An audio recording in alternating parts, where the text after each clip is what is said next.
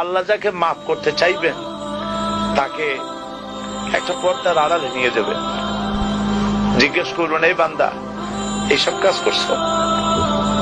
এখন আল্লাহ জিজ্ঞেস করতেছেন, সে তো ভয়তে অস্থির হয়ে যাবে, কেন্দ্রে পাগল হয়ে যাবে, আল্লাহ করিবেনছি, আবার মাফ করে দাও। আল্লাহ পাক তার জবানে সমস্ত পাপের কথা শুনে সে যখন অনুতপ্ত হয়ে কাঁদতে থাকবে, আল্লাহ বলবেন, যা মাফ করে দিলাম, জান্নাতে চলে যা। এইটা হচ্ছে হিসাব ইয়াসির।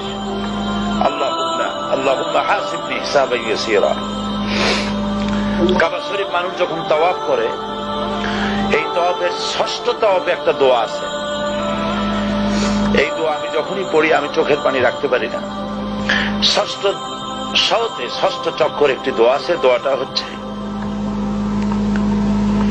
আল্লাহুম্মা ইন্না আলাইয়া হুকুকান কাসীরান ফীমা বাইনি ওয়া বাইনাক।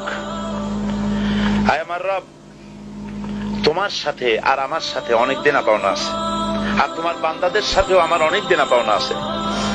তা আমি তোমার বান্দাদের কাছে যে বিষয় ঋণী আছি, সেই ঋণ পরিশোধের জন্য তুমি আমাকে যোগ্যতা দাও, পরিশোধের তৌফিক দাও। আর আমার কাছে তোমার দেনা আছে, তা আমার কাছে তোমার যে দেনা আছে সব দেনা তুমি শোধ করে দিয়েছো। আমার চোখ দিয়েছো, মুখ দিয়েছো, কান দিয়েছো, স্বাস্থ্য দিয়েছো, বউ দিয়েছো, বাচ্চা দিয়েছো, টাকা দিয়েছো। আমার কাছে সৃষ্টি করে তোমার যা দেনা ছিল তুমি সব তো শোধ করে দিয়েছো, কিন্তু তোমার দেনা তো আমি কিছুই শোধ করতে পারি। তোমার দেনা আমার শোধ করার একটা পথ আছে মাবুদ, সেই পথটা হলো তুমি আমার মাফ করে দাও।